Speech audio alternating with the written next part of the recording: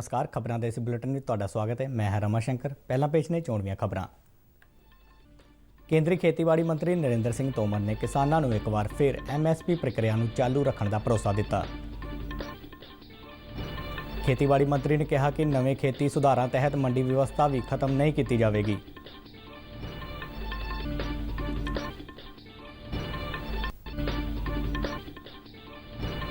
प्रधानमंत्री नरेंद्र मोदी अज संसद भवन की नवी इमारत का नींह पत्थर रखणगे।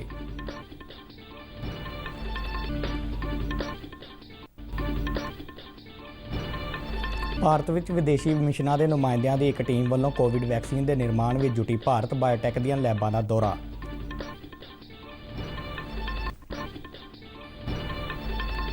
NIA ने खालिस्तान रिफरेंडम नाल जुड़े मामले में 16 व्यक्तियों खिलाफ अदालत में दोष पत्र दायर किया।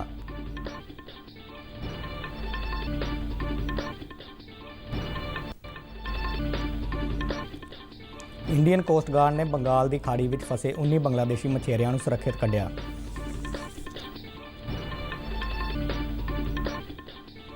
ते हुण खबरां विस्तार नाल। केंद्रीय खेतीबाड़ी मंत्री नरेंद्र सिंह तोमर ने एक बार फिर किसानों को भरोसा दिता है कि फसलों की खरीद लई घट्टो घट्ट समर्थन मुल की व्यवस्था निरंतर चालू रहेगी। खेतीबाड़ी मंत्री ने ट्वीट करदਿਆਂ किसानों को कहा कि खेती सुधारों तहत APMC मंडियां भी खत्म नहीं किया जाएगा। किसानों ਦੀਆਂ चिंतावां का जिक्र करਦਿਆਂ उन्होंने कहा कि किसी भी कारण किसान की जमीन उस तो खोया नहीं जाएगा और कोई भी खरीददार किसान की जमीन संबंधी इकरारनामे की तब्दील नहीं कर सकेगा। खेतीबाड़ी मंत्री ने कहा कि खेती कानूनों अधीन किसान फसल के पकन तो पहला उसका मुल निर्धारित कर सकणगे। उन्होंने कहा कि खरीददार केवल किसान को समय सिर फसल की कीमत का अदा करनगे और अजिहा ना करन की सूरत में फसल के खरीददारों को कानूनी प्रक्रियावां का सामना करना पवेगा। तोमर ने कहा कि केंद्र सरकार किसानों की आमदन को दुगना करने लई यतनशील है, जिस तहत किसान और किसानी की भलाई लई सरकार वालों वख-वख कदम उठाए गए हैं। कर्नाटक के मुख्यमंत्री BS येदियुरप्पा ने प्रदर्शन कर रहे किसानों को अंदोलन का रस्ता त्यागण की अपील की है और नाल ही उन्होंने किसान जथेबंदियों को सरकार नाल खेती संबंधी मुद्दों के हल लई उसारू गलबात करने लई कहा है। उन्होंने कहा कि किसानों वालों विरोध लई अपनाए गए इस रस्ते नाल जनतक तौर पर असुविधा होंदी है और आम लोगों को समस्यावां का सामना करना पैंदा है।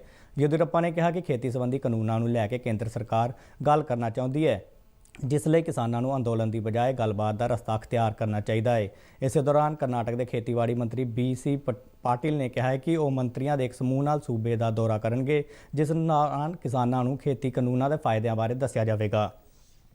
केंद्र वालों पास किए गए खेती कानूनों खिलाफ कर्नाटक में भी वख-वख संगठनों वालों धरने प्रदर्शन किए जा रहे हैं। प्रधानमंत्री नरेंद्र मोदी अज संसद भवन की नवी इमारत का नींह पत्थर रखणगे। नवा संसद भवन आत्मनिर्भर भारत की बुनियादी सोच का दर्पण होगा। आज़ादी तो बाद पहली बार संसद निर्माण का यह शानदार मौका है। नवा संसद भवन 2022 में सुतंत्रता की 75वीं वर्षगांठ मौके नवे भारत दी लोड़ां और इच्छावां के अनुसार होगा। नवा संसद भवन आधुनिक तकनीकी सुविधा नाल लैस और ऊर्जा सुखावां होगा। मौजूदा संसद भवन के नाल ही तिकोने आकार की इमारत सुरक्षा सुविधावां नाल लैस होगी। लोक सभा मौजूदा आकार तो 3 गुणा वड्डी होगी और राज सभा के आकार में भी वाधा किया गया है। नवे भवन की सजावट भारतीय संस्कृति, खेतरी कला और भवन कला की भिन्नता का समृद्ध मिलिया जुलिया स्वरूप होगा। डिजाइन योजना में केंद्रीय संविधानिक गैलरी को स्थान दिता गया है। आम लोग इसनूं देख सकणगे। नवे संसद भवन के निर्माण में हरी तकनीक का इस्तेमाल होगा और पर्यावरण सुखावी कार्यशैली को ध्यान में रखा जाएगा। इस नाल रोजगार के नवे मौके पैदा होणगे और आर्थिक तौर पर उपर चुकण के दरवाजे खुलणगे। इस विच उच्च गुणवत्ता वाली आवाज़ और मल्टीमीडिया सहूलतां, बैठण की आरामदायक व्यवस्था, प्रभावशाली और एमरजेंसी समय उचित निकलण की व्यवस्था भी होगी। प्रधानमंत्री नरेंद्र मोदी भलके कौमांतरी भारती फैसटीवल 2020 ਨੂੰ वीडियो कॉन्फ्रेंसिंग राही संबोधन करेंगे। प्रधानमंत्री दफ्तर वालों जारी बयान मुताबक एक कौमांतरी उत्सव वानाविल सभ्याचार केंद्र वालों महाकवि सुब्रमण्य भारती की 138वीं जन्म वर्षगांठ को समर्पित करवाया जा रहा है। इस उत्सव में वर्चुअल माध्यम राही कई कौमी और कौमांतरी कवि और कलाकार भाग लैणगे। भारत में विदेशी मिशनां के नुमाइंदियां की एक टीम वालों कल कोविड वैक्सीन के निर्माण में जुटी बायोटेक कंपनी हैदराबाद का दौरा किया गया। इस दौरान टीम वालों बायोटेक दी हैदराबाद विचलियां 2 लैबां में कोविड-19 वैक्सीन के निर्माण प्रबंधों बारे जानकारी हासिल की। भारत बायोटेक के संस्थापक कृष्णा एला ने टीम के मैंबरों को दस्सिया कि कंपनी अगले साल के अंत तक कोवैक्सीन के 500 मिलियन टीके तैयार कर लवेगी। ਉਹਨਾਂ ਜਾਣਕਾਰੀ ਦਿੰਦਿਆਂ ਦੱਸਿਆ ਕਿ ਕੋਵੈਕਸੀਨ ਨੂੰ ਵਿਅਕਤੀਗਤ ਆਧਾਰ ਤੇ ਵੀ ਵਿਕਸਿਤ ਕੀਤਾ ਗਿਆ ਹੈ, ਜਿਸ ਵਿੱਚ ਬੱਚਿਆਂ ਤੇ ਗਰਭਵਤੀ ਮਹਿਲਾਵਾਂ ਦੀਆਂ ਸ਼੍ਰੇਣੀਆਂ ਨੂੰ ਰੱਖਿਆ ਗਿਆ ਹੈ। ਇਸ ਤੋਂ ਇਲਾਵਾ ਕੈਂਸਰ ਅਤੇ ਗੁਰਦਿਆਂ ਦੀ ਬਿਮਾਰੀਆਂ ਤੋਂ ਪੀੜਿਤ ਲੋਕ ਵੀ ਇਸ ਸ਼੍ਰੇਣੀ ਵਿੱਚ ਬਣਾਈ ਗਈ ਹੈ। ਤੀਜੀ ਅਤੇ ਆਮ ਸ਼੍ਰੇਣੀ ਵਿੱਚ ਆਮ ਜਨਤਾ ਨੂੰ ਰੱਖਿਆ ਗਿਆ ਹੈ। ਕ੍ਰਿਸ਼ਨਾ ਐਲਾ ਨੇ ਨੁਮਾਇੰਦਿਆਂ ਨੂੰ ਦੱਸਿਆ ਕਿ ਉਹਨਾਂ ਦੀ ਕੰਪਨੀ ਵੱਲੋਂ ਨੱਕ ਰਾਹੀਂ ਦੇਣ ਵਾਲੀ ਵੈਕਸੀਨ ਤੇ ਵੀ ਕੰਮ ਕੀਤਾ ਜਾ ਰਿਹਾ ਹੈ। ਇਸ ਦੌਰਾਨ ਹਾਈ ਕਮਿਸ਼ਨਰਾਂ ਅਤੇ ਸਰਕਾਰੀ ਨੁਮਾਇੰਦਿਆਂ ਦੀ ਟੀਮ ਵੱਲੋਂ ਭਾਰਤ ਬਾਇਓਟੈਕ ਦੀ ਟੀਮ ਨਾਲ ਗੱਲਬਾਤ ਵੀ ਕੀਤੀ ਗਈ। ਰੂਸ ਵਿੱਚ ਭਾਰਤੀ ਅੰਬੈਸਡਰ ਵੈਂਕਟੇਸ਼ ਵਰਮਾ ਨੇ ਕਿਹਾ ਹੈ ਕਿ ਕੋਵਿਡ ਮਹਾਮਾਰੀ ਦੇ ਬਾਅਦ ਦੇ ਸਮੇਂ ਵਿੱਚ ਭਾਰਤ ਅਤੇ ਰੂਸ ਦੇ ਵਪਾਰਕ ਸੰਬੰਧਾਂ ਦਾ ਭਵਿੱਖ ਰੋਸ਼ਨ ਹੈ। ਮਾਸਕੋ ਵਿੱਚ ਆਰਥਿਕ ਸੰਪਰਕ ਅਤੇ ਕਾਰੋਬਾਰੀ ਮੌਕਿਆਂ ਤੇ ਕਰਵਾਏ ਇੱਕ ਸਮਾਗਮ ਨੂੰ ਵਰਚੁਅਲ ਮਾਧਿਅਮ ਰਾਹੀਂ ਸੰਬੋਧਨ ਕਰਦਿਆਂ ਭਾਰਤੀ ਅੰਬੈਸਡਰ ਨੇ ਕਿਹਾ ਹੈ ਕਿ ਆਰਥਿਕ ਵਿਕਾਸ, ਵਪਾਰ ਅਤੇ ਸਰਮਾਏਕਾਰੀ ਵਿੱਚ ਭਾਰਤ ਅਤੇ ਰੂਸ ਨਵੇਂ ਮੁਕਾਮ ਹਾਸਲ ਕਰ ਸਕਦੇ ਨੇ। ਵਰਮਾ ਨੇ ਕਿਹਾ ਕਿ ਪਿਛਲੇ 1 ਸਾਲ ਦੌਰਾਨ ਦੋਹਾਂ ਮੁਲਕਾਂ ਵਿਚਾਲੇ ਵਪਾਰ ਵਿੱਚ 2.6% ਤੱਕ ਵਾਧਾ ਦਰਜ ਕੀਤਾ ਗਿਆ ਹੈ, ਜਿਸ ਨਾਲ ਕੁੱਲ ਵਪਾਰ $11 ਮਿਲੀਅਨ ਤੱਕ ਪੁੱਜ ਗਿਆ ਹੈ। ਉਹਨਾਂ ਕਿਹਾ ਕਿ ਕੋਵਿਡ ਮਹਾਮਾਰੀ ਕਾਰਨ ਲਗਾਈਆਂ ਗਈਆਂ ਕੌਮੀ ਤੇ ਕੌਮਾਂਤਰੀ ਪਾਬੰਦੀਆਂ ਨਾਲ ਪੈਦਾ ਹੋਈਆਂ ਚੁਣੌਤੀਆਂ ਵਿੱਚੋਂ ਦੋਵੇਂ ਦੇਸ਼ ਜਲਦ ਹੀ ਉੱਭਰ ਕੇ ਆਪਸੀ ਵਪਾਰ ਨੂੰ ਅੱਗੇ ਵਧਾਉਣਗੇ।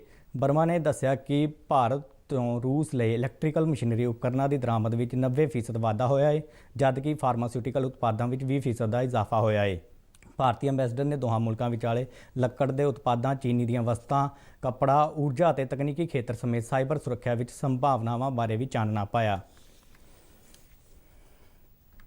ਕੇਂਦਰ ਸ਼ਾਸਿਤ ਪ੍ਰਦੇਸ਼ ਜੰਮੂ ਕਸ਼ਮੀਰ ਵਿੱਚ ਅੱਜ ਜ਼ਿਲ੍ਹਾ ਵਿਕਾਸ ਪ੍ਰੀਸ਼ਦ ਦੇ 5ਵੇਂ ਗੇੜ ਦੀਆਂ ਚੋਣਾਂ ਤਹਿਤ ਵੋਟਾਂ ਪਾਏ ਜਾਣ ਦਾ ਅਮਲ ਜਾਰੀ ਹੈ। ਸੂਬਾ ਚੋਣ ਕਮਿਸ਼ਨ ਮੁਤਾਬਕ ਇਸ ਗੇੜ ਤਹਿਤ ਸਵੇਰੇ 7 ਵਜੇ ਬਾਅਦ ਦੁਪਹਿਰ 2 ਵਜੇ ਤੱਕ ਵੋਟਾਂ ਪਾਈਆਂ ਜਾਣਗੀਆਂ। ਉਹਨਾਂ ਦੱਸਿਆ ਕਿ ਮਹਾਮਾਰੀ ਨੂੰ ਧਿਆਨ ਵਿੱਚ ਰੱਖਦਿਆਂ ਚੋਣ ਅਮਲ ਲਈ ਸਾਰੇ ਬੰਦੋਬਸਤ ਕੀਤੇ ਗਏ ਨੇ। ਕਮਿਸ਼ਨ ਮੁਤਾਬਕ ਕੇਂਦਰ ਸ਼ਾਸਿਤ ਪ੍ਰਦੇਸ਼ ਦੀ ਜੰਮੂ ਡਿਵੀਜ਼ਨ ਵਿੱਚ 914 ਅਤੇ ਕਸ਼ਮੀਰ ਡਿਵੀਜ਼ਨ ਵਿੱਚ 1190 ਪੋਲਿੰਗ ਸਟੇਸ਼ਨ ਸਥਾਪਿਤ ਕੀਤੇ ਗਏ ਨੇ। ਇਸ ਤੋਂ ਇਲਾਵਾ ਸਰਪੰਚ ਅਤੇ ਪੰਚ ਦੀਆਂ ਜ਼ਿਮਨੀ ਚੋਣਾਂ ਲਈ ਵੀ ਅੱਜ ਵੋਟਾਂ ਪਾਈਆਂ ਜਾ ਰਹੀਆਂ ਨੇ। ਕਮਿਸ਼ਨ ਮੁਤਾਬਕ ਜੰਮੂ ਡਿਵੀਜ਼ਨ ਦੀਆਂ 20 ਅਤੇ ਕਸ਼ਮੀਰ ਡਿਵੀਜ਼ਨ ਦੀਆਂ 17 ਸੀਟਾਂ ਸਣੇ ਜ਼ਿਲ੍ਹਾ ਵਿਕਾਸ ਪ੍ਰੀਸ਼ਦ ਦੀਆਂ ਕੁੱਲ 37 ਸੀਟਾਂ ਤੇ ਅੱਜ VOTING ਕਰਵਾਈ ਜਾਵੇਗੀ। ਕਸ਼ਮੀਰ ਡਿਵੀਜ਼ਨ ਦੀਆਂ 17 ਸੀਟਾਂ ਲਈ 155 ਉਮੀਦਵਾਰ ਮੈਦਾਨ ਵਿੱਚ ਨੇ, ਜਿਨ੍ਹਾਂ ਵਿੱਚ 30 ਮਹਿਲਾਵਾਂ ਉਮੀਦਵਾਰ ਸ਼ਾਮਲ ਨੇ। ਜੰਮੂ ਡਿਵੀਜ਼ਨ ਦੀਆਂ ਸੀਟਾਂ ਲਈ 144 ਉਮੀਦਵਾਰ ਚੋਣ ਲੜ ਰਹੇ ਨੇ, ਜਿਨ੍ਹਾਂ ਵਿੱਚ 40 ਮਹਿਲਾਵਾਂ ਨੇ। 5ਵੇਂ ਗੇੜ ਦੇ ਨੋਟੀਫਿਕੇਸ਼ਨ ਤਹਿਤ 125 ਪੰਚਾਇਤਾਂ ਲਈ ਸਰਪੰਚਾਂ ਦੀ ਚੋਣ ਕੀਤੀ ਜਾਣੀ ਸੀ, ਜਿਨ੍ਹਾਂ ਵਿੱਚੋਂ 30 ਪੰਚਾਇਤਾਂ ਵਿੱਚ ਸਰਪੰਚਾਂ ਨੂੰ ਨਿਰਵਿਰੋਧ ਚੁਣੇ ਜਾਣ ਤੋਂ ਬਾਅਦ ਬਾਕੀ ਸੀਟਾਂ ਤੇ ਅੱਜ ਵੋਟਾਂ ਪਾਈਆਂ ਜਾ ਰਹੀਆਂ ਨੇ, ਜਿਸ ਲਈ 175 ਉਮੀਦਵਾਰ ਚੋਣ ਮੈਦਾਨ ਵਿੱਚ ਨੇ, ਜਿਨ੍ਹਾਂ ਵਿੱਚ 51 ਮਹਿਲਾ ਉਮੀਦਵਾਰ ਸ਼ਾਮਲ ਨੇ। ਜੰਮੂ ਕਸ਼ਮੀਰ ਦੇ ਪੁੰਛ ਜ਼ਿਲ੍ਹੇ ਨਾਲ ਲੱਗਦੀ ਕੰਟਰੋਲ ਰੇਖਾ ਤੇ ਪਾਕਿਸਤਾਨ ਵੱਲੋਂ ਬੀਤੀ ਰਾਤ ਗੋਲੀਬੰਦੀ ਦੀ ਉਲੰਘਣਾ ਕੀਤੀ ਗਈ।